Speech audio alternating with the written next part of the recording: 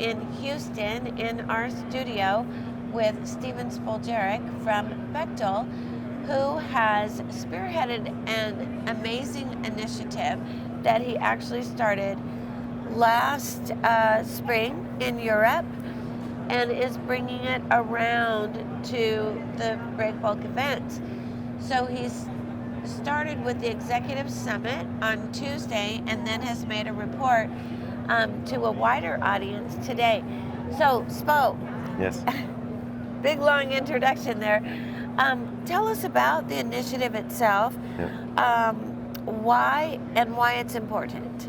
Yeah, so I think for the industry as a whole, we've seen other segments, other transport sectors start to develop guidelines around how they measure and report. I know at Bechtel it's very important to us to understand not just how to reduce long term, but how do you actually record today? Where do you get the data from? How do you then take that data and report it in a meaningful way that's understandable, it's fair, it's trustworthy to our customers, to their shareholders, and in some cases maybe for requirements. So the intent is to really come together as an industry, carriers, shippers, forwarders, other interested parties, and work together to come up with a guideline that people can follow when they report. So they understand between two parties what does the data mean, what does the information mean when it's shared. Absolutely. So do you think the end goal is that someone could compare? So if you have standardized reporting, would it be transparent? And could someone who, say, was going to contract with a company, would they be able to compare those measurements? Yeah, I think that's the intent, but that's also the concern on how the data and the information will be used.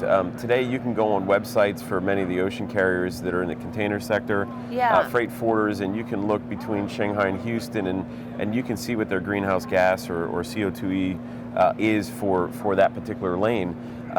Understanding what's behind it and that they all followed the same process to get to that number is important. I think to understand what you do with the data or how you use to compare really becomes then back to each individual company. So we may use it differently than another EPC does.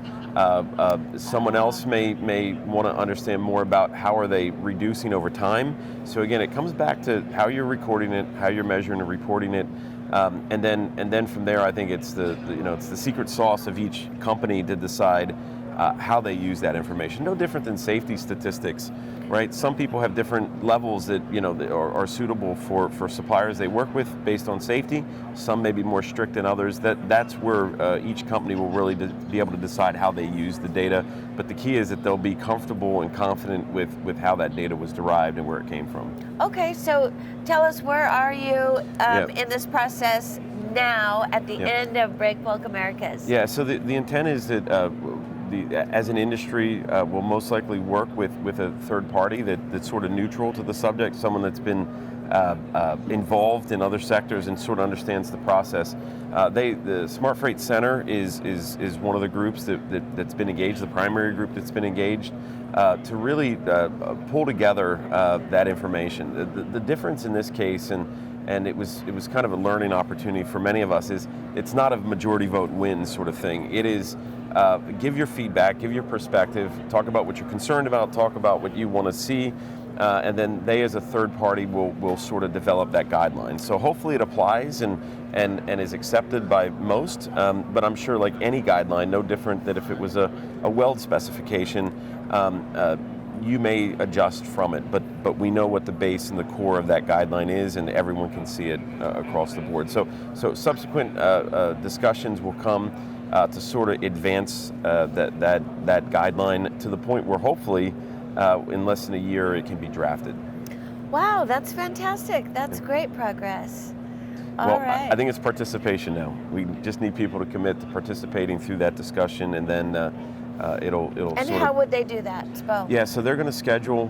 We want to make it more inclusive than exclusive. So it's not really about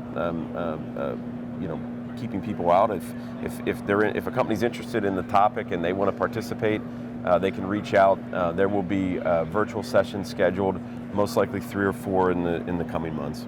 Okay, sounds great. Love that. Thank you so much. Thank you.